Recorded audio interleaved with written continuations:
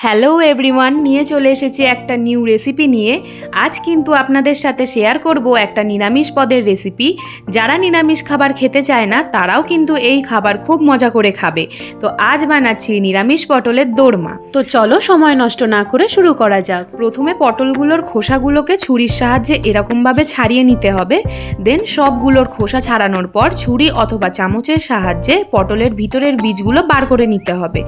আর একটা কথা মনে রাখতে হবে যে পটলের অন্য দিকটা কিন্তু এরকম রেখে দিতে হবে, না হলে পুর বেরিয়ে যাওয়ার সম্ভাবনা বেশি থাকে। এবারে যে বীজগুলো বার করে রেখেছিলাম সেগুলোকে মিক্সিতে পেস্ট করে নিয়ে আলাদা পাত্রে তুলে রাখবো। দেন একটা মাঝারি সাইজের টমেটো, কিছুটা আদা, 3-4টের মতন লঙ্কা মিক্সিতে পেস্ট করে নেব। তারপর কড়াইতে খানিকটা সর্ষের তেল দিয়ে তেল গরম হয়ে যাওয়ার পর পটলগুলোকে ভাজতে দিয়ে দেব। আর পটলগুলোর খোসা ছাড়ানোর পর ভালো করে ধুয়ে রেখেছিলাম। দেন পটল ভাজার সময় 1 চামচ নুন দিয়ে দিলাম।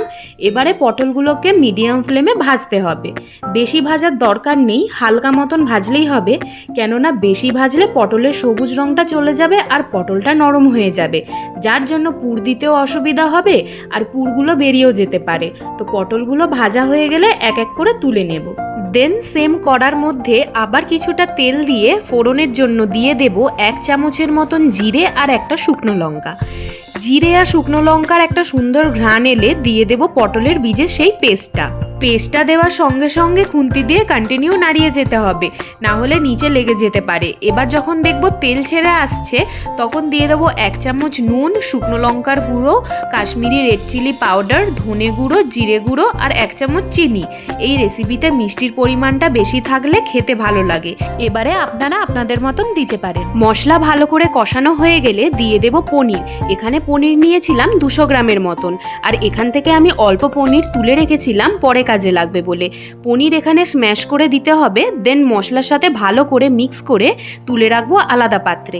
এবার পনিরের পুরটা নিয়ে ভেজে রাখা পটলের মধ্যে ভরার পালা। পনিরের পুরটা ঠান্ডা হয়ে যাওয়ার পর এক এক করে পুর দিয়ে দেব। ভালো করে ঠেসে ঠেসে পুরটা দিতে হবে। ফাইনালি সবগুলো পটলের মধ্যে পুর ভরা শেষ। তারপর আর একটা পেস্ট বানাতে হবে, তার জন্য লাগবে পোস্ত এখানে গোটা 1 প্যাকেট দিয়েছিলাম, যার দাম নিয়েছিল 20 টাকা। আর দিয়েছিলাম কাঠবাদাম।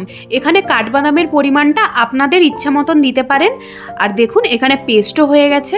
তারপর কড়াইতে পরিমাণ মতো সাদা তেল দিয়ে দেব গরম মশলা।